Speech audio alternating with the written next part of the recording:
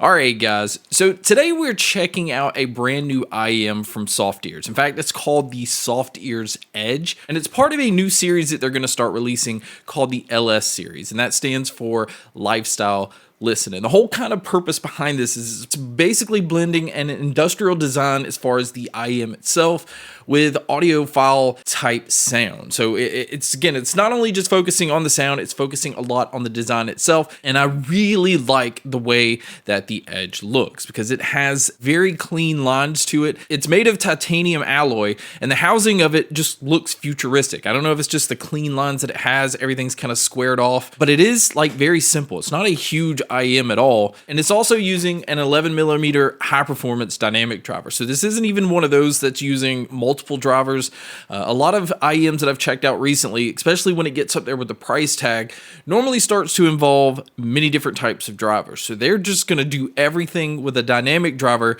But what they are also doing is the design of these is allowing the acoustic structure to have some effect in the sound quality as well. So it's giving it space. There's different ports on here that's allowing things to kind of breathe a little bit and it not just be a congested or muddy sounding IEM, especially with it only using one single dynamic driver. Now, as far as all of the different things that they've included in the box, it does come with a dual layer silver plated cable. It is using the 2-pin connection, which again, this is pretty common.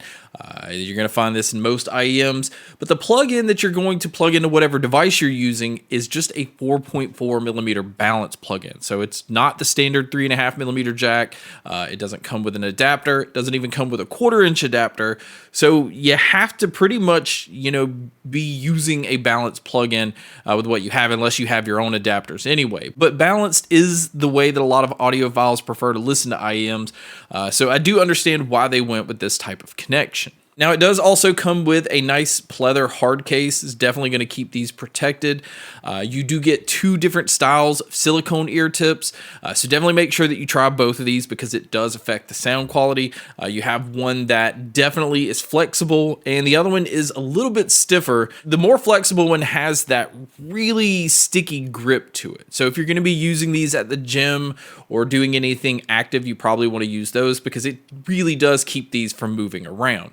They've also included this little pouch that has 2 openings in it, and I gotta think that this is to put both style of ear tips. You just kind of put it in there, and it's a drawstring pouch, and it keeps them both separated. And again, from there, you would just throw it into pleather hard case, so you can kind of keep everything all in one place. Pretty convenient, and I like the overall cleanliness even of the ear tips mixed with the design of the IEMs themselves. Now, as far as using these with an amp, I would say you don't really have to as far as to get decent volume. The impedance level on these is only 16 ohms with a sensitivity of 128 decibels.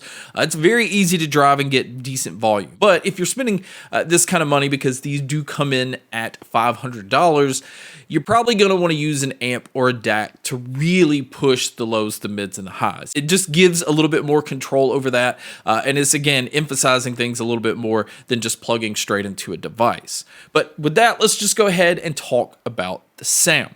And I was kind of surprised. I've gotten really used to a lot of IEMs with all the different drivers, and I like when things are separated, where like the planar is going to handle this, but the dynamic driver is going to handle this. And then as far as like when they're listening, you can tell everything's pulled apart. But with the single dynamic driver that they've used, I am very impressed with the way that it still feels like everything's very well separated. Again, this could go back to the acoustic structure as far as the design and the ports allowing things to breathe a little bit.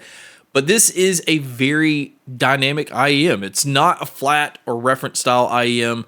There's a lot of boldness in the sound, but that boldness as far as like the low end doesn't come in and affect everything else. So from the bass side, definitely has quite a bit of punch. It even pulls out sub bass really well, but at the same time, it still feels pretty fast. It's able to keep up with, the double bass of the drums or anything that's just hitting very hard and very quick. Mids, I felt like had this really nice feel to it. It definitely had this like live feel when it comes to listening to vocalists. There's a little bit of room. It doesn't, again, feel like it's right there in your face, but it doesn't feel like it's falling back in the mix of everything else. But I really enjoyed listening to both male and female vocalists in these. Again, very clean, very natural. Same thing with guitars, just a very smooth approach. Again, I kind of expected these to have like an overall warm feel to them, and I didn't get that. And then when it comes to the treble, a lot of brightness here, a lot of sharpness, but not to that point where it was overwhelming. So I didn't have that harsh sound or that sibilant sound with S's. It wasn't overly bright or anything like that, which again kind of left these feeling like they had that U to almost V-shaped tuning. And it was just fun, again, fun to listen to. And it worked great across all different genres, so it wasn't one that just felt like it was good for one thing. But another thing that surprised me was the soundstage and the sound imaging. These definitely have a lot of room. The whole time I felt like I was listening in a pretty open, large room. And I never had any issue with being able to tell where different sounds were coming from. So my overall opinion is this. The $500 definitely is going to scare a lot of people off. I mean, obviously you can shop around. There's just so many IEMs. If you are a fan of bass, you can find some really incredible bass IEMs under $200.